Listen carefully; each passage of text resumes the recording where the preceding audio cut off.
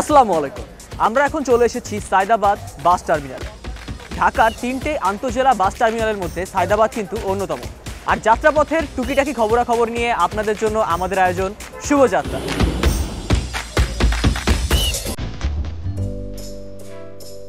ঢাকা শহরের প্রধান কয়েকটি আন্তজেলা বাস টার্মিনালের অন্যতম হচ্ছে সায়দাবাদ বাস টার্মিনাল। ঢাকা শহরের বিভিন্ন স্থান থেকে যে কোনো পরিবহনে চড়ে খুব সহজেই সায়দাবাদ বাস টার্মিনালে পৌঁছানো যায়। সায়দাবাদ আন্তজেলা বাস টার্মিনাল থেকে সাধারণত সিলেট, মৌলভীবাজার, কুমিল্লা, চাঁদপুর, চট্টগ্রাম, কক্সবাজার, রাঙামাটি, বান্দরবান, গোপালগঞ্জ, সুনামগঞ্জ, কিশোরগঞ্জ, ফেনী, নোয়াখালী, হবিগঞ্জ, ব্রাহ্মণবাড়িয়া, লক্ষ্মীপুর, বরিশাল জেলার উদ্দেশ্যে গাড়ি ছেড়ে যায়। এই বাস টার্মিনালটি প্রায় 10 একর জায়গার উপর প্রতিষ্ঠিত। এই বাস টার্মিনালে প্রায় 2000 বাস রাখার ব্যবস্থা রয়েছে।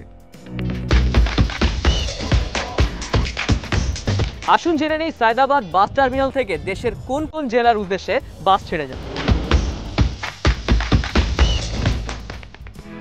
ঢাকার সায়দাবাদ থেকে কক্সবাজার যেতে পড়বে নারায়ণগঞ্জ, মুন্সিগঞ্জ, কুমিল্লা, নোয়াখালী, ফেনী, পরে চট্টগ্রাম ও কক্সবাজার। ঢাকা থেকে নোয়াখালী যেতে পড়বে নারায়ণগঞ্জ, মুন্সিগঞ্জ, কুমিল্লা, পরে নোয়াখালী। ঢাকা থেকে সিলেট যেতে যেসব জেলা পড়বে সেগুলো হলো নারায়ণগঞ্জ, নরসিংদী, ব্রাহ্মণবাড়িয়া, হবিগঞ্জ, মৌলভীবাজার এবং সিলেট। ঢাকা থেকে খুলনা যেতে যেসব জেলা পড়বে সেগুলো হলো মুন্সিগঞ্জ, পদ্মা ব্রিজ হয়ে শরীয়তপুর, মাদারীপুর, ফরিদপুর, মাগুরা, যশোর এবং খুলনা। আসসালামু আলাইকুম। ওয়ালাইকুম সালাম। আপনাদের কোম্পানির নাম কি? আমাদের কোম্পানির নাম KK ট্রাভেলস। KK travels. আপনাদের এখান থেকে বাস কোথায় যায়? আমাদের গাড়ি মূলত কাউন্ট হলো টিডি বানা। টিডি বাদতে আমাদের সাদা একটা কাউন্ট আছে, এখানে আছে দুইটা। আর মূলত একটা আছে চিনাঙ্কুর সাইনবোর্ড। এখান থেকে যাত্রী নিয়ে যায় নোয়াখালীর উদ্দেশ্যে কুমিল্লার বিরুদ্ধে। কুমিল্লা বিরতিতে কতক্ষণ যায়? 20 মিনিট। যেমন 14 গ্রাম আছে, মিয়াবাজার আছে, এই সমস্ত এলাকার প্যাসেঞ্জার নামায় আমাদের গাড়ি একদম চলে যায় সুমনিপুর বাজার উপরে লাস্ট স্টপেজ। আর আপনারা কি মানে ঈদ উপলক্ষে কি এক্সট্রা ভাড়া চার্জ করতেছেন? আমাদের সাবেক ভাড়া, আমার সাবেক ভাড়া 450 সাবেক ভাড়া, যেটা এটাই। আপনারা নিজেরাই শুনলেন যে ভোর 5টা 20 থেকে শুরু করে রাত 12:30 পর্যন্ত কিন্তু এইখানে বাস অ্যাভেলেবল। প্রতি 5 মিনিট বা 20 মিনিট পরপরই কোনো না কোনো বাস গন্তব্যস্থলে ছেড়ে যাচ্ছে। তো আপনারা বুঝতেই পারছেন সায়দাবাদ বাস টার্মিনাল সবসময় ব্যস্ত। বাইকগুলো আপনার একটু ফাঁক পাইলে আমাদের চিপা দিয়ে ঢুকাইয়া দেয়। এই জন্য ছোটো গাড়ির কারণে আমরা বেশি একটু বিভ্রান্তিকে পড়ি।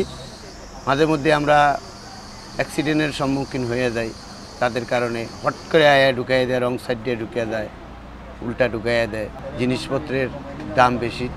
আমাদের আপনার তেলের গাড়ি আপনার পোষায় না। আপনার আগে যে ভাড়া দিত এখনও এই বাড়াই দেয়। আগে যখন 65 টাকা লিটার ছিল তখনও আপনার এই 80-100 টাকা ভাড়া দিত। এখনও 109 টাকা তেলের লিটার হয়েছে।